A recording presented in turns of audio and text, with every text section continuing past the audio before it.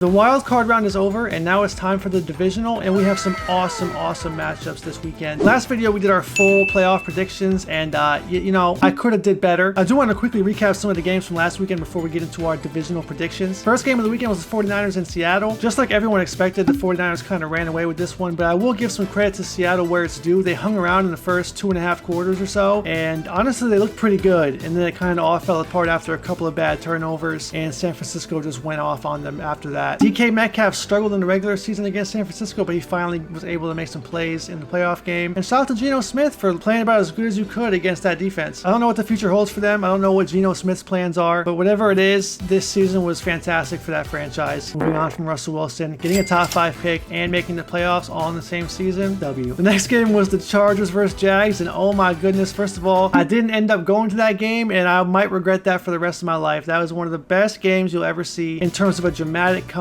in the fourth quarter. I even tweeted at halftime that the Jags came back from 18 down against the Ravens in a much shorter time period, so 27-7 might not be that challenging, and it ended up being the case as they come storming back. Trevor Lawrence, 4 interceptions in the first quarter and a half to come back in the second half and throw almost a perfect game, really. I mean, you can't play much better. That's impressive to flip a switch like that. Usually you have the week-to-week thing where it's like you have a bad game one week, throw it in the trash, come back next week and play better. He did that at halftime. That's very impressive for a 23-year-old to do that. Then we had the Bills and the Dolphins, and man, to tell you what, the Bills, they got some questions to answer. I know it's a division game. It's hard to play a division opponent 3 times. I said that in the last video. But Skylar Thompson, and I don't mean to be disrespectful to Skylar Thompson. He's an NFL quarterback. I am not. But I just feel like that team has no business hanging around until the fourth quarter with a chance to tie the game or win the game in Buffalo in a playoff situation. Doesn't make sense to me. Bills got to figure out their defense. Josh Allen's got to figure out his turnovers. That's his only kryptonite. If Josh Allen just limited turnovers, he would be unstoppable at quarterback, but he just makes poor decisions. They kept trying to take the top off of the defense, which is fine, but it wasn't working that well, so it was just kind of like throwing the ball away at that point. Dolphins, unfortunate end to the season, started off red hot,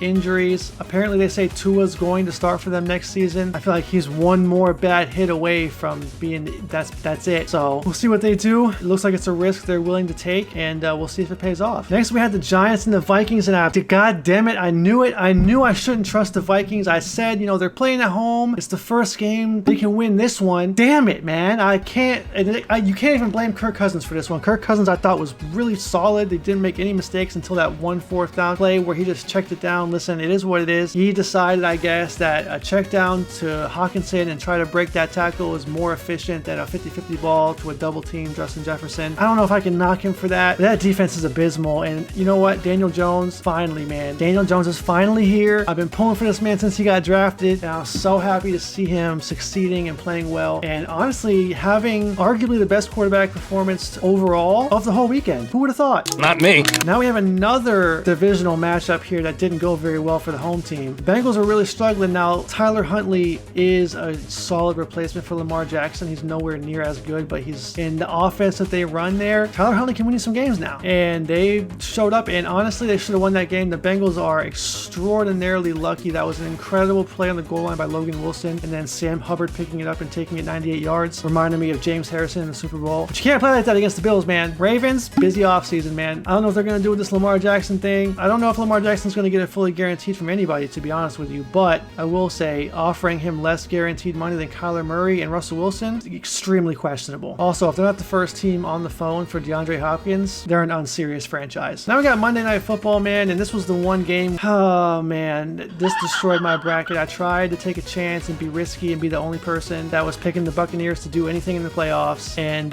you know, that backfired. They looked horrible, as you would expect from an 8-9 team, but not only did they look horrible, they looked like they didn't want to be there. The only players I can recall at the top of my head that looked like they had any energy whatsoever were Chris Godwin and Vita Vea. Everybody else just looked like they just were ready for the offseason. They know Tom Brady's leaving and they want to leave too. That's what it looked like to me. Tom Brady, I don't know if he's going to retire or keep playing, but that reminded me of his last game in New England when they played the Titans, and he just looked like lost and completely garbage. That's what it reminded me of. That was a tough way to go out. I'm a Tom Brady fan, and that was not great. So now here we are with our divisional round bracket, man. We have the Bengals and the Bills. Both teams didn't look great in the wild card round. Two extremely talented teams. I think there's going to be a lot of points scored in this one. In my original bracket, I went with the Buffalo Bills, but I'm going to be honest with you. After what I saw this weekend, I actually do think think that the Cincinnati Bengals have the upper hand in this game. I don't want to say it, and I'm probably going to get roasted in the comments for this, and it is what it is. Bills Nation, I'm sorry. I don't exactly trust Josh Allen right now. I don't. He could make me look stupid right now in this game and go off for 5 touchdowns and blow the Bengals out, whatever. Right now, what I saw in that Miami game and at different points in this season as well, I don't know if I trust him that much. Joe Burrow had a bad start to this season, but since then he's been locked in, and Josh Allen has been very roller coaster. So we don't know what Josh Allen we're going to get this weekend, and for that reason I think I'm going to go with the Bengals here. Now we have the Chiefs and the Jags, and let me tell you something, I want to pick the Jags so badly. It's very reminiscent of the Bengals last year going to Kansas City. Are the Chiefs going to sleep on the Jags? Are they going to be looking ahead to the AFC Championship game? That's a real possibility. Coming off a bye week, is there going to be any rust there? Probably not, but you never know. All that being said, I think I am going to go with the Chiefs here. A lot of people think this is going to be an easy win. I do not. I think this is going to be a closer game than people think. The Jaguars are a very, very talented team, and as we saw last weekend, they are extraordinarily well coached. So are the Chiefs, but I do think the Jags are going to hang around and make it interesting going into the fourth quarter. But I think the Chiefs, Patrick Mahomes, they pull it off. Chiefs. The NFC, a little bit more interesting now. Cowboys and Giants, they impressed in the first round a little bit more than I think we thought they would. It's fascinating to me that the NFC East has 3 teams in the divisional round. Like,